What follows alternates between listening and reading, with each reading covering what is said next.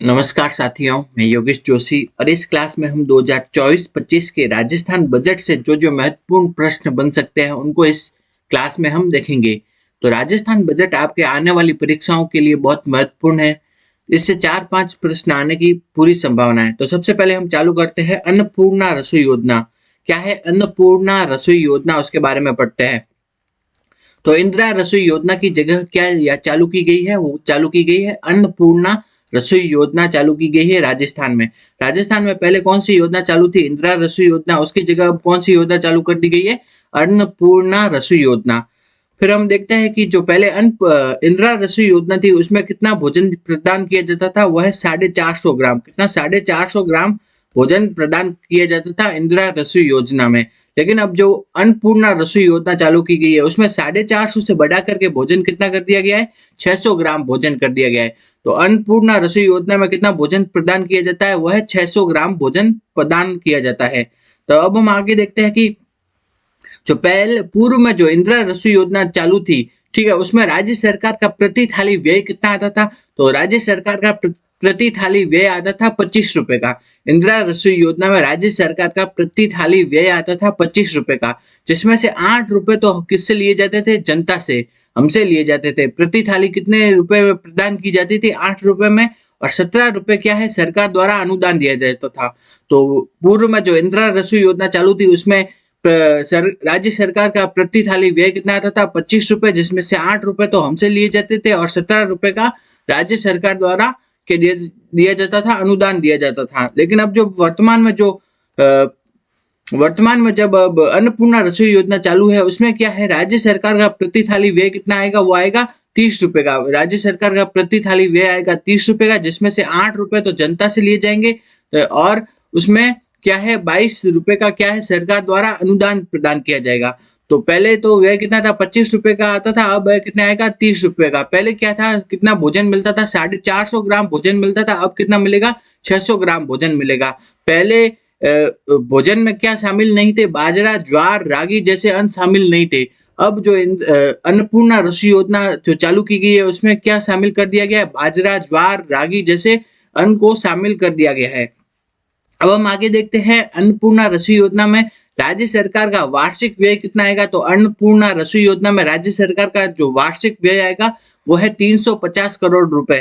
तो अन्नपूर्णा रसोई योजना में राज्य सरकार का जो वार्षिक व्यय आएगा वो है 350 करोड़ रुपए। अब हम आगे देखते हैं 1 जनवरी 2024 से 73 लाख परिवारों को, कितने? 73 लाख परिवारों को 450 रुपए में गैस सिलेंडर प्रदान किए जा रहे हैं। तो कब से? 1 जनवरी 2024 से कितने? 73 लाख परिवारों को कितने में रुपए में? 450 रुपए में गैस सिलेंडर प्रदान किए जा रहे हैं। अब हम आगे देखते हैं स्टेट रोड फंड में कितना अतिरिक्त प्रावधान किया है? बजट के अनुसार कितना अतिरिक्त प्रावधान किया गया है? वो है 1500 करोड़ रुपए का अतिरिक्त प्रावधान किया गया है। इसमें स्टेट रोड फंड है, उसमें कितना अतिरिक्त प्रावधान किया गया है? वह है 1500 करोड़ रुपए का अतिरिक्त प्रावधान किया गया है। अब हम आगे देखते हैं प्रधानमंत्री सूर्योदय योजना। कौन सी योजना है? प्रधानमंत्री सूर्योदय योजना। ये योजना चालू कब की गई? ये है 22 जनवरी 2024 को चालू की गई थी। इसमें के अंतर्गत क्या किया जाएगा? देश के 1 करोड़ हाउस होल्ड को सौर ऊर्जा से इलेक्ट्रीफाई करने का लक्ष्य रखा गया है। तो प्रधानमंत्री सूर्योदय योजना चालू की गई थी 22 जनवरी 2024 से। इसके अंतर्गत देश के 1 करोड़ हाउस होल्ड है उसको सौर ऊर्जा से इलेक्ट्रीफाई करने का लक्ष्य रखा गया है। नेक्स्ट हम देखते हैं जो प्रधानमंत्री सूर्योदय योजना है उसका लाभ प्रदेशवासियों को अधिक से अधिक मिल सके, इसके लिए क्या किया गया है? तो राजस्थान के लोगों को इस योजना का लाभ अधिक से अधिक प्राप्त हो, इसके लिए क्या किया है? तो इसके लिए ऊर्जा विभाग ने क्या किया है? पीएमयू मतलब प्रोजेक्ट मॉनिटरिंग यूनिट का गठन किया गया है। तो ऊर्जा विभाग ने इसके लिए पीएमयू या प्रोजेक्ट मॉनिटरिंग यूनिट का गठन किया है। ठीक, अब हम आगे देखते हैं 5 लाख से अधिक घरों पर क्या है? सोलर प्लांट स्थापित होंगे। तो जो प्रधानमंत्री सूर्योदय योजना है इसके अंतर्गत राजस्थान में कितने? 5 लाख से अधिक जो घरों पर क्या लगाने का लक्ष्य रखा गया है? सोलर प्लांट लगाने का लक्ष्य रखा गया है 5 लाख से अधिक परिवारों के घरों पर। नेक्स्ट देखते हैं कि जो जब सोलर प्लांट लग जाएंगे तो इससे प्रति परिवार को कितनी 300 यूनिट की बिजली मुफ्त मिल सकेगी। तो सोलर प्लांट लगने के बाद प्रति परिवार को कितनी 300 यूनिट की बिजली मुफ्त मिल सकेगी। कौन सी योजना के अंतर्गत? प्रधानमंत्री सूर्योदय योजना के अंतर्गत। आगे हम देखते हैं किन किन शहरों हेतु 500 इलेक्ट्रिक बसें उपलब्ध कराई जाएगी। तो ऐसी कौन कौन सी शहर है जिसके लिए कि 500 इलेक्ट्रिक बसें उपलब्ध करवाई जाएगी? वो है जयपुर, जोधपुर, उदयपुर और कोटा। इन शहरों के लिए कितनी 500 इलेक्ट्रिक बसों की सुविधा की जाएगी। कौन कौन सी शहर है? जयपुर, जोधपुर, उदयपुर और कोटा। कौन से? जयपुर, जोधपुर, उदयपुर और कोटा। इन शहरों को 500 इलेक्ट्रिक बसों उपलब्ध करवाई जाएगी। नेक्स्ट हम देखते हैं जयपुर मेट्रो का विस्तार किया जाएगा। तो जयपुर मेट्रो का विस्तार कहां से कहां तक किया जाएगा? टोक रोड के साथ सीतापुरा, अंबाबाड़ी होते हुए विद्याधर नगर तक। ठीक है, टोक रोड के साथ सीतापुरा, टोक रोड से सीतापुरा होते हुए अंबाबाड़ी होते हुए विद्याधर नगर तक क्या किया जाएगा? जयपुर मेट्रो का विस्तार किया जाएगा। नेक्स्ट हम देखते हैं आपके बजट में लिखा गया है कि जेजेएम जल जीवन मिशन में, जो जल जीवन मिशन के कवरेज में, किसमें कवरेज में राजस्थान का स्थान कौन सा था? वो था 33वां स्थान था। अब जल जीवन मिशन में जो राजस्थान का पहले अभी स्थान कौन सा है? वो है 33वां लिखा हुआ है आपके बजट में। अब देखते हैं कि जल जीवन मिशन जेजेएम, जेजेएम क्या है? एक केंद्र सरकार की योजना है। इसके तहत क्या किया जाता है? ग्रामीण परिवारों को नल कनेक्शन उपलब्ध करवाए जाते हैं। ठीक है, तो जेजेएम के तहत क्या है? ग्रामीण परिवारों को नल कनेक्शन उपलब्ध करवाने हेतु जो योजना चालू की गई है वो क्या है? जेजेएम जल जीवन मिशन। इसके तहत क्या है? आगामी वर्ष में कितना लक्ष्य रखा गया है? वह है 25 लाख परिवारों को नल कनेक्शन उपलब्ध करवाने का लक्ष्य रखा है। तो आगामी वर्ष में कितने 25 लाख परिवारों को नल कनेक्शन उपलब्ध करवाने का लक्ष्य रखा गया है। किस योजना के तहत? जेजेएम योजना के तहत। आगे हम देखते हैं इस जेजेएम योजना में अब राज्य सरकार का व्यय कितना आएगा? वो आएगा 1500 करोड़ रुपए का व्यय आएगा। नेक्स्ट हम देखते हैं ईआरसीपी पूर्वी राजस्थान नहर परियोजना। इसके अंतर्गत राजस्थान के कितने जिलों में पेयजल तथा सिंचाई हेतु जल उपलब्ध कराया जाएगा? तो आपन के ये पहले तो कितने जिले दिए गए थे? 13 जिले दिए गए थे, हर जगह 13 जिले दिए गए हैं। लेकिन अभी जो बजट आया ना उसमें क्या लिखे हुए? 21 जिले, क्योंकि वो नए जिलों के गठन हो गया। तो उसके बाद क्या जिलों की संख्या कितनी हो गई? 21 हो गई। तो बजट में आपको कितना 21 जिले लिखा हुआ है। 21 जिलों को किसके? ईआरसीपी के तहत पेयजल तथा सिंचाई हेतु जल उपलब्ध करवाया जाएगा। और 21 नहीं ऑप्शन में, तो कितना याद रखना है? 13, क्योंकि कितना था पहले? 13 जिले थे। अब जो नए जिलों के गठन के बाद कितने हो गए हैं? 21 जिलों के पेयजल तथा सिंचाई उपलब्ध करवाया जाएगा ईआरसीपी के तहत। आगे हम देखते हैं मुख्यमंत्री जल स्वावलंबन योजना 2.0। कौन सी है? मुख्यमंत्री जल स्वावलंबन योजना 2.0। इसके तहत क्या है? आगामी 4 वर्षों में, कितने? आगामी 4 वर्षों में 20,000 गांवों में 5 लाख वाटर हार्वेस्टिंग स्ट्रक्चर बनाए जाएंगे। तो मुख्यमंत्री जल स्वावलंबन योजना 2.0, इसके तहत क्या है? आगामी 4 वर्षों में 20,000 गांवों में 5 लाख क्या है? वाटर हार्वेस्टिंग स्ट्रक्चर बनवाए जाएंगे मुख्यमंत्री जल स्वावलंबन योजना के तहत। अगला देखते हैं ट्री आउटसाइड फॉरेस्ट इन राजस्थान, TOFIR। तो फिर ठीक है, तो ट्री आउटसाइड फॉरेस्ट इन राजस्थान, इसके तहत क्या है? आगामी वर्ष में 4 करोड़ पौधे वितरित किए जाएंगे, जो कि कहाँ लगाए जाएंगे? Tree outside forest. ठीक है, फॉरेस्ट के बाहर की तरफ। ठीक है, तो ट्री आउटसाइड फॉरेस्ट इन राजस्थान, तो इसके तहत कितने? 4 करोड़ पौधे वितरित किए जाएंगे। आगे हम देखते हैं कृष्ण मृग या ब्लैक बग के लिए हैबिटेट डेवलपमेंट कहाँ किया जाएगा? वह है जसवंतगढ़ नागौर में। इंपॉर्टेंट है, वेरी इंपॉर्टेंट। इससे प्रश्न आने की संभावना है पूरी कि ब्लैक बग या कृष्ण मृग के लिए हैबिटेट डेवलपमेंट कहाँ पे किया जाएगा? वो है जसवंतगढ़ नागौर में। ठीक है, तो कृष्ण मृग के लिए हैबिटेट डेवलपमेंट का कार्य कहाँ किया जाएगा? जसवंतगढ़ नागौर में किया जाएगा कृष्ण मृग के लिए हैबिटेट डेवलपमेंट का कार्य। आगे हम देखते हैं पीएम किसान सम्मान निधि योजना। क्या है? पीएम किसान सम्मान निधि योजना। इसके तहत क्या है? किसानों को जो पहले वित्तीय सहायता दी जाती थी, तो किसानों को दी जाने वाली वित्तीय सहायता पहले कितनी थी? 6,000 से बढ़ा करके कितनी कर दी गई है? 8,000 कर दी गई है इस बजट में। तो पीएम किसान सम्मान निधि योजना, इसके तहत क्या है, किसानों को दी जाने वाली जो वित्तीय सहायता वो कितनी कर दी गई है? 8,000 रुपए कर दी गई है। तो पीएम किसान सम्मान निधि योजना के तहत किसानों को दी जाने वाली वित्तीय सहायता कितनी कर दी गई है? 8,000 रुपए कर दी गई है। आगे हम देखते हैं किसानों को गेहूं के न्यूनतम समर्थन मूल्य एमएसपी के अतिरिक्त 125 रुपए प्रति क्विंटल का बोनस प्रदान किया जाएगा। तो पीएम किसान सम्मान निधि योजना, इसके तहत क्या है, जो किसानों को कितनी वित्तीय राशि प्रदान की जाएगी? 8,000 रुपए की। और दूसरा क्या है, किसानों को जो गेहूं का जो एमएसपी है उसके अतिरिक्त प्रति क्विंटल कितने हैं? 125 रुपए का बोनस प्रदान किया जाएगा। एक क्विंटल पर 125 रुपए का बोनस प्रदान किया जाएगा। एमएसपी तो मिलेगी ही, उसके अलावा 125 रुपए का क्या है? बोनस, कितने? एक क्विंटल पर। तो यह है पीएम किसान सम्मान निधि योजना। आगे हम देखते हैं Rajasthan agriculture infra mission. Rajasthan agriculture infra mission, इसके अंतर्गत कितना प्रावधान किया गया है? 2,000 करोड़ रुपए का प्रावधान दिया गया है राजस्थान एग्रीकल्चर इंफ्रा मिशन के अंतर्गत। तो राजस्थान एग्रीकल्चर इंफ्रा मिशन में क्या क्या किया जाएगा? तो उसके अंतर्गत क्या है, 20,000 फार्म पॉन्ड खोले जाएंगे। 20,000 तो क्या फार्म पॉन्ड्स खोले जाएंगे। 10,000 किलोमीटर क्या है, सिंचाई की पाइपलाइन बिछाई जाएगी। 50,000 किसानों हेतु क्या किया जाएगा? तारबंदी किया जाएगा। 50,000 किसानों के लिए क्या की जाएगी? तारबंदी। 5,000 किसानों को वर्मी कंपोस्ट यूनिट खोली जाएगी। ठीक है, 5,000 किसानों को वर्मी कंपोस्ट यूनिट का फायदा प्रदान किया जाएगा। नेक्स्ट हम देखते हैं एग्रो प्रोसेसिंग क्लस्टर खोले जाएंगे। फूड पार्क्स है, फूड पार्क्स विकसित किए जाएंगे। हॉर्टिकल्चर हब और कस्टम हायरिंग सेंटर ये स्थापित किए जाएंगे। किस योजना के तहत? राजस्थान एग्रीकल्चर इंफ्रा मिशन के तहत। ये सभी है राजस्थान एग्रीकल्चर इंफ्रा मिशन के तहत स्थापित किए जाएंगे। आगे हम देखते हैं किस खाद्यान्न को पीएम ने श्री अन्न की संज्ञा दी थी। तो श्री अन्न की संज्ञा किस खाद्यान्न को दी थी? वह है मिलेट। मिलेट को पीएम ने जो श्री अन्न की संज्ञा दी है। नेक्स्ट हम देखते हैं प्रदेश में मिलेट का उत्पादन बढ़ाने के लिए आगामी वर्ष में मिलेट्स के उच्च गुणवत्ता वाले बीज प्रदान किए जाएंगे। तो वो कौन सी फसल के कितने बीज प्रदान किए जाएंगे वो भी लिखा हुआ है, तो वो भी थोड़ा याद रखना है।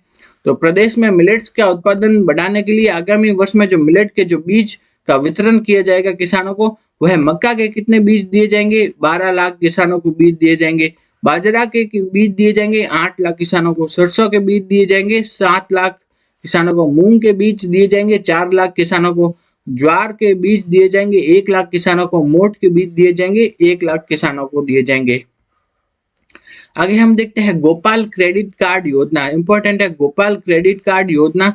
इसके तहत क्या है, गोपालकों को डेयरी से संबंधित गतिविधियों हेतु, गोपालक है उनको डेयरी से संबंधित जो गतिविधियां है, जैसे कि उनके लिए पशुओं के लिए शेड बनाना या कोई उपकरण खरीदना या चारा वगैरह, तो डेयरी से संबंधित जो गतिविधियां है उसके लिए 1 लाख रुपए तक का ब्याज मुक्त, 1 लाख रुपए तक का कितना ब्याज मुक्त शॉर्ट टर्म लोन उपलब्ध करवाया जाएगा।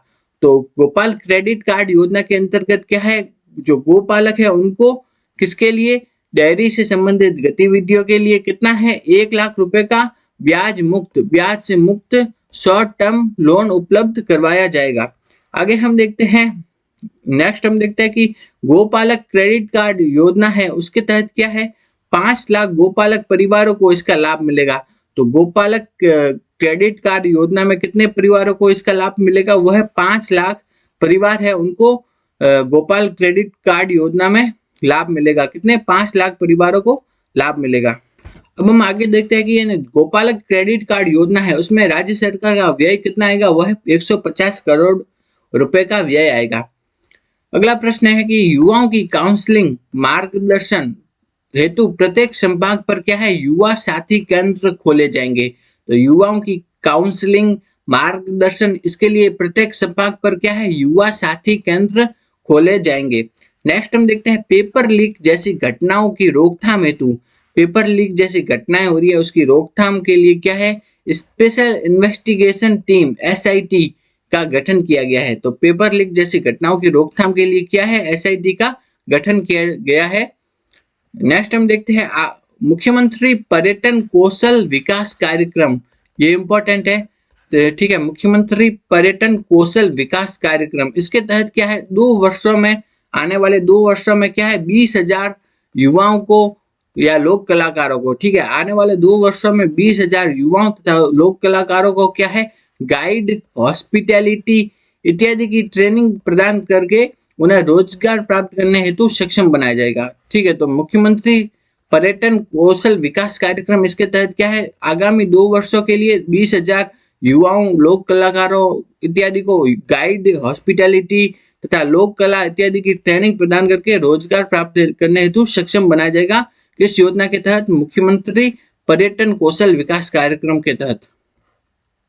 आगे हम देखते हैं आगामी वर्ष से किन किन वर्ग के छात्र तथा छात्राओं दोनों के लिए केजी से लेकर के पीजी तक, ठीक है, केजी से लेकर के कहां तक, पीजी, पोस्ट ग्रेजुएट तक, पीजी तक निशुल्क शिक्षा की व्यवस्था की गई है। ठीक है, तो केजी से लेकर पीजी तक किन वर्गों के छात्र छात्राओं के लिए निशुल्क शिक्षा की व्यवस्था की गई है, वह अल्प आय वर्ग के बच्चों के लिए, सीमांत, लघु तथा बटाईदारी किसानों के बच्चों के लिए तथा खेतीहर मजदूरों के बच्चों के लिए, इन सभी के लिए केजी से लेकर पीजी तक की निशुल्क शिक्षा की व्यवस्था की गई है इस बजट में। नेक्स्ट हम देखते हैं 1ली से 8वीं तक के सभी छात्र छात्रा तथा 9वीं से 12वीं तक के छात्राओं को क्या है, प्रति विद्यार्थी 1,000 रुपए की वित्तीय सहायता प्रदान की जाएगी। ठीक है, तो कितना, किन किन को प्रति विद्यार्थी 1,000 रुपए की वित्तीय सहायता प्रदान की जाएगी, किन किन को 1,000 रुपए की वित्तीय सहायता दी जाएगी, वह है 1ली से 8वीं तक के सभी छात्र छात्रा तथा 9वीं से 12वीं तक की छात्राएं, इनको प्रति विद्यार्थी 1,000 रुपए की वित्तीय सहायता प्रदान की जाएगी।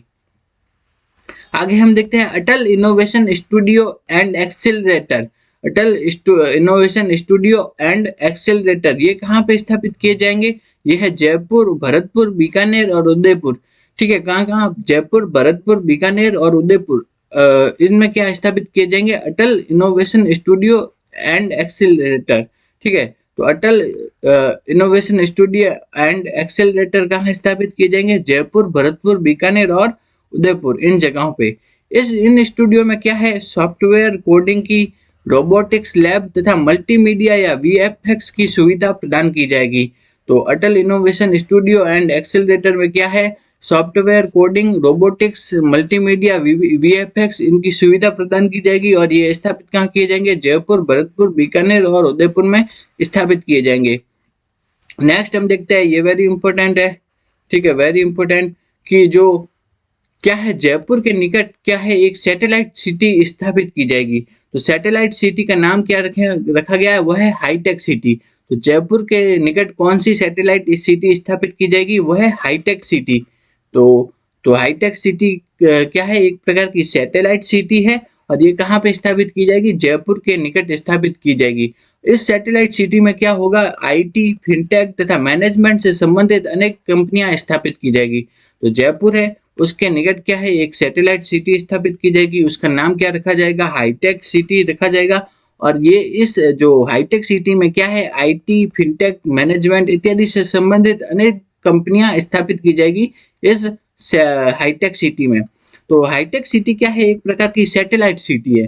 तो सैटेलाइट सिटी क्या होती है, जब भी कोई बड़ा शहर है उसकी जब जनसंख्या बढ़ने लगती है तो आबादी बढ़ने लगती है, तो वहां पे रोजगार की समस्या उत्पन्न होने लगती है। तो आबादी की समस्या तथा रोजगार की समस्या को दूर करने के लिए उस बड़ी सिटी के निकट ही क्या है, एक छोटी क्या स्थापित कर दी जाती है, सैटेलाइट सिटी स्थापित कर दी जाती है। तो आबादी तथा रोजगार की समस्या को दूर करने के लिए बड़े शहरों के निकट क्या है, एक छोटी सैटेलाइट सिटी स्थापित की जाती है। तो सैटेलाइट सिटी के एग्जाम्पल कौन कौन से है, जैसे मुंबई के निकट क्या है, पुणे है, वो क्या है, एक सैटेलाइट सिटी है। हैदराबाद के निकट क्या है, साइबराबाद स्थापित किया गया है, वो भी सैटेलाइट सिटी है।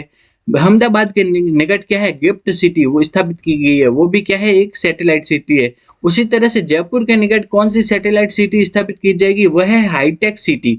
जयपुर के निकट कौन सी सैटेलाइट सिटी स्थापित की जाएगी, हाईटेक सिटी स्थापित की जाएगी, इंपॉर्टेंट है।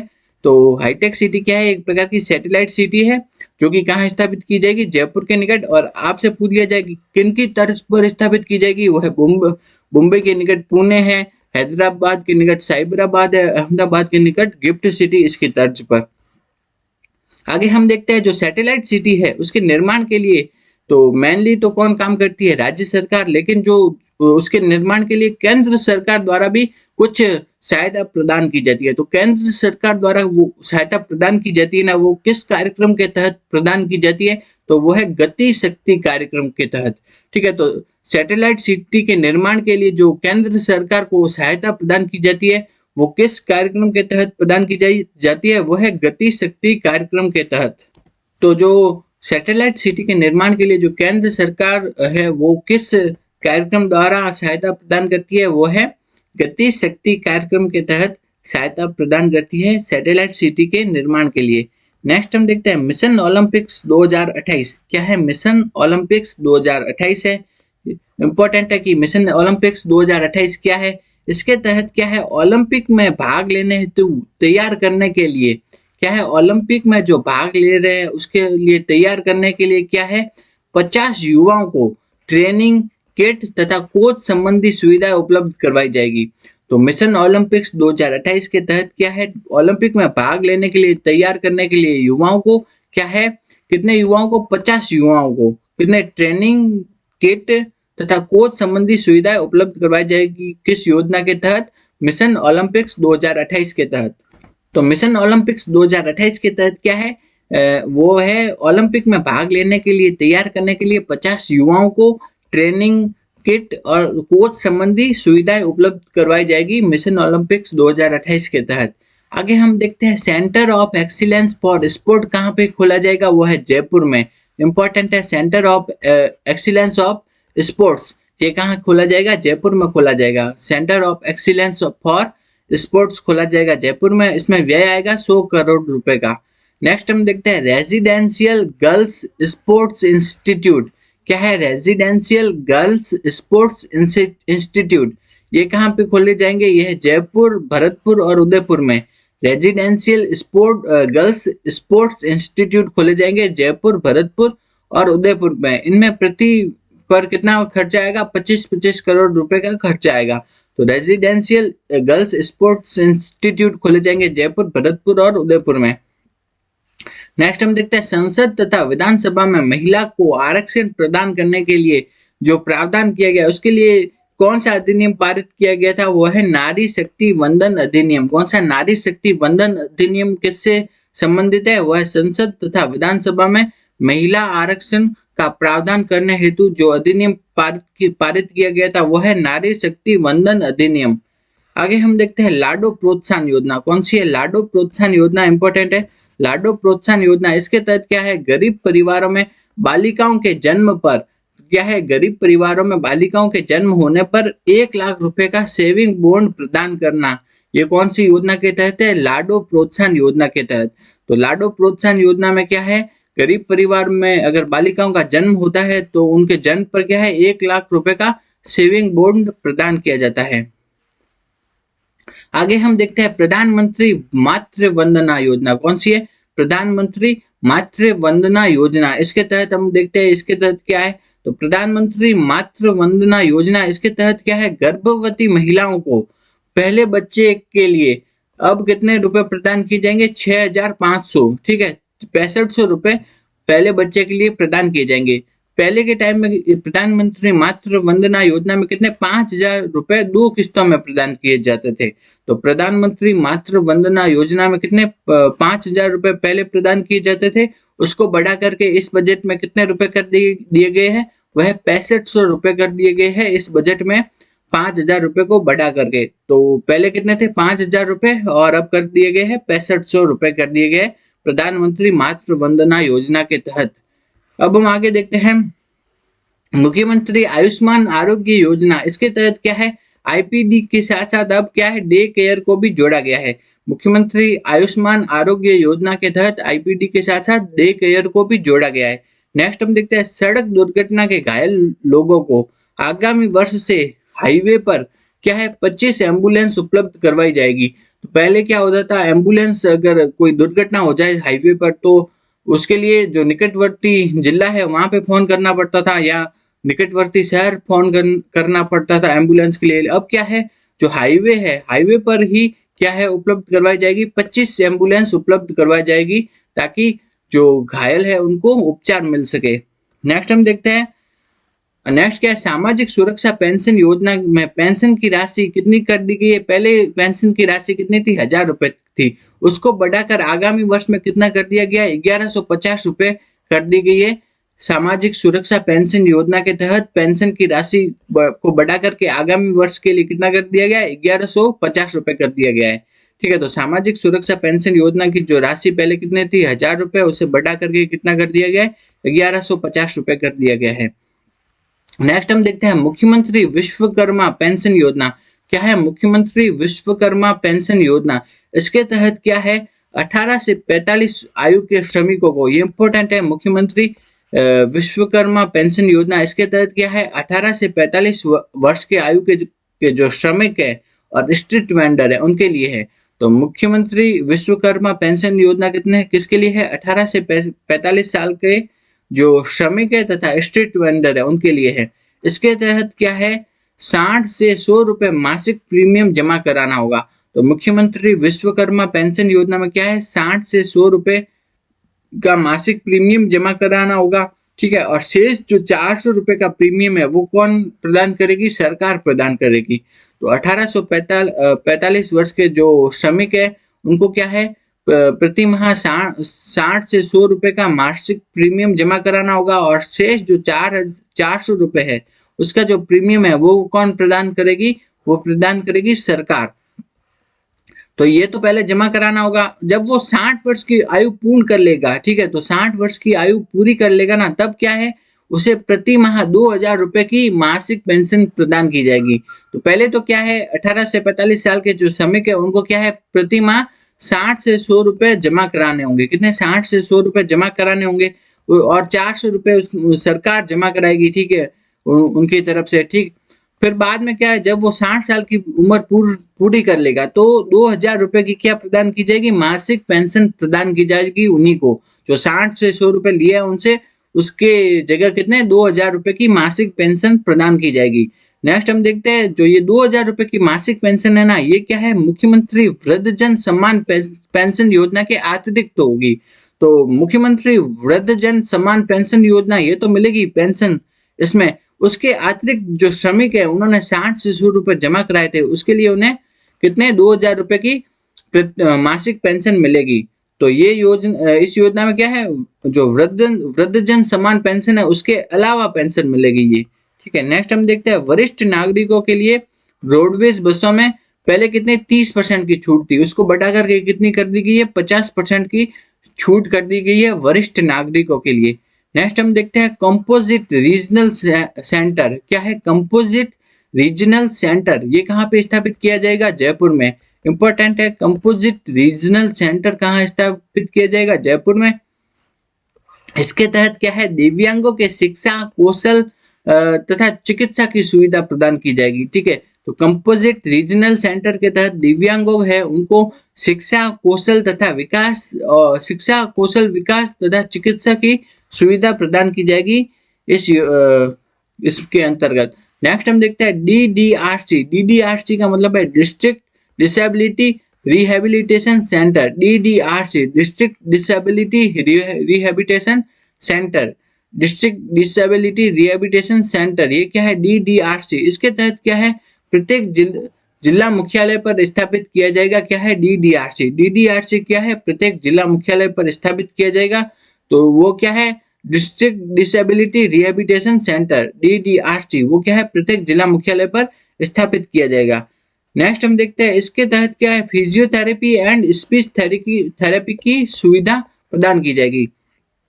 तो DDRC क्या है, डिस्ट्रिक्ट डिसेबिलिटी रिहेबिलिटेशन सेंटर, इसके तहत क्या है, प्रत्येक जिला मुख्यालय पर स्थापित किया जाएगा और इसमें फिजियोथेरेपी तथा स्पीच थेरेपी की सुविधा प्रदान की जाएगी। आगे हम देखते हैं, कोई भी व्यक्ति सरकारी योजनाओं का लाभ उठाने से वंचित न रह जाए, इस उद्देश्य से कौन सी क्या चालू किया गया है, वह है विकसित भारत संकल्प यात्रा चालू की गई है। ठीक है, किस उद्देश्य से चालू की गई है कि कोई भी व्यक्ति सरकारी योजनाओं का लाभ उठाने से वंचित ना रह जाए, इस उद्देश्य से विकसित भारत संकल्प यात्रा चालू की गई है। आगे हम देखते हैं राज्य के शुद्ध कर आय की एसएफसी ग्रांट है वो पहले कितनी थी 6.75 थी, उसको बढ़ा करके कितनी कर दिया गया है 7 कर दिया गया है। तो राज्य के शुद्ध आय की जो एसएफसी ग्रांट है उसको बढ़ा करके कितना कर दिया गया है 7%, जिससे कि अब क्या है पंचायती राज संस्थाओं तथा नगरीय स्थानीय स्वशासन को कितने 316 करोड़ रुपए अधिक मिल पाएंगे। तो उनको अब कुल कितने रुपए मिल पाएंगे 8,864 करोड़ रुपए मिल पाएंगे और 316 करोड़ रुपए अधिक मिल पाएंगे। किस कारण? क्योंकि वो कितना कर दिया गया 7% कर दिया गया है। तो ये किसके लिए है? वित्तीय वर्ष 2024-25 के लिए है। अब हम देखते हैं नेक्स्ट आरजीएचएस है, उसके अंतर्गत क्या है कॉनफेड यानी राज्य सहकारी उपभोक्ता संघ, इसके माध्यम से क्या है दवाओं की डोर स्टेप डिलीवरी होगी। डोर स्टेप डिलीवरी मतलब उनको घर पर ही दवाएं पहुंचाई जाएगी। ठीक है, किसके तहत? आरजीएचएस के तहत जो कॉनफेड है उसके माध्यम से दवाओं की डोर स्टेप डिलीवरी प्रदान की जाएगी। नेक्स्ट हम देखते हैं सभी मानदेय कर्मी। मानदेय कर्मी में कौन कौन आ जाएंगे? आंगनवाड़ी कार्यकर्ता आ जाएंगे, आशा सहयोगिनी, मिड डे मील के जो कुक वगैरह वो, और होमगार्ड, पंचायती राज तथा नगरीय निकायों के जनप्रतिनिधि, इनके जो मानदेय में कितनी 10% की वृद्धि की जाएगी। तो जो सभी मानदेय कर्मी हैं जैसे आंगनवाड़ी कार्यकर्ता, आशा सहयोगिनी, mid day meal cook, home guard, Panchayati Raj तथा नगरीय निकायों के जनप्रतिनिधि, इनके जो इनका मानदेय है उसमें कितनी 10% की वृद्धि प्रदान की जाएगी। नेक्स्ट हम देखते हैं लाडली सुरक्षा योजना, इंपॉर्टेंट है लाडली सुरक्षा योजना। इसके तहत क्या देखते हैं? इसके लाडली सुरक्षा योजना इसके तहत क्या है सार्वजनिक स्थलों पर बालिकाओं तथा बालिका छात्रावासों और नारी निकेतनों में सीसीटीवी कैमरे लगाए जाएंगे। तो लाडली सुरक्षा योजना के तहत क्या है सार्वजनिक स्थल है वहां पे बालिका के छात्रावास तथा नारी निकेतन है वहां पे क्या है सीसीटीवी कैमरे लगाए जाएंगे। कौन सी योजना के तहत? लाडली सुरक्षा योजना के तहत। तो लाडली सुरक्षा योजना में क्या है सार्वजनिक स्थलों पर बालिका छात्रावासों पर तथा नारी निकेतन पर सीसीटीवी कैमरे लगाए जाएंगे जिससे कि महिला छेड़छाड़ एवं अपराध को रोका जा सके। तो लाडली सुरक्षा योजना में क्या है बालिका छात्रावासों और सार्वजनिक स्थानों पर क्या है सीसीटीवी कैमरे लगाए जाएंगे जिससे कि जो महिला छेड़छाड़ के जो अपराध है उनको रोका जा सके। आगे हम देखते हैं रानी लक्ष्मीबाई आत्मरक्षा प्रशिक्षण अभियान। क्या है? रानी लक्ष्मीबाई आत्मरक्षा प्रशिक्षण अभियान। इसके तहत क्या है बालिकाओं को आत्मरक्षा हेतु प्रशिक्षण प्रदान किया जाएगा। तो रानी लक्ष्मीबाई आत्मरक्षा प्रशिक्षण अभियान में क्या है बालिकाओं को आत्मरक्षा के लिए प्रशिक्षण प्रदान किया जाएगा। और इस अभियान के तहत जिन बालिकाओं को उच्चतम स्तर का जो ब्लैक बेल्ट है, ठीक है, तो ब्लैक बेल्ट जिनको मिलेगा ना उनको स्पोर्ट्स में क्या प्रदान किया जाएगा? स्पोर्ट्स कोटा प्रदान किया जाएगा। ठीक है, तो उनको क्या प्रदान किया जाएगा? स्पोर्ट्स कोटा प्रदान किया जाएगा। किनको? जिनको इस अभियान के तहत ब्लैक बेल्ट मिला है उन बालिकाओं को। तो रानी लक्ष्मीबाई आत्मरक्षा प्रशिक्षण अभियान, इसके तहत क्या है बालिकाओं को आत्मरक्षा का प्रशिक्षण दिया जाएगा तथा और जिन बालिकाओं को इस योजना के तहत ब्लैक बेल्ट मिला है उनको क्या है स्पोर्ट्स कोटा भी प्रदान किया जाएगा। आगे हम देखते हैं लोकतंत्र सेनानी सम्मान पेंशन योजना। क्या है? लोकतंत्र सेनानी सम्मान पेंशन योजना। तो लोकतंत्र सेनानी सम्मान पेंशन योजना ये क्या है 1975 का जब इमरजेंसी लगी थी उसके उस समय क्या है संघर्ष करने वाले लोगों को 20,000 रुपए की पेंशन तथा 4,000 रुपए चिकित्सीय सहायता प्रदान की जाएगी। तो लोकतंत्र सेनानी सम्मान पेंशन योजना है लोकतंत्र सेनानी सम्मान पेंशन योजना। इसके तहत क्या है जो 1975 में जो आपातकाल लगा था उसके टाइम संघर्ष करने वाले व्यक्तियों को 20,000 रुपए की पेंशन तथा 4,000 रुपए की चिकित्सीय सहायता प्रदान की जाएगी। नेक्स्ट हम देखते हैं Amrita Devi Bishnoi indigenous plant museum कहाँ पे खोला जाएगा? वह है खेजड़ली जोधपुर में। ठीक है, तो Amrita Devi Bishnoi indigenous plant museum खोला जाएगा खेजड़ली जोधपुर में खोला जाएगा।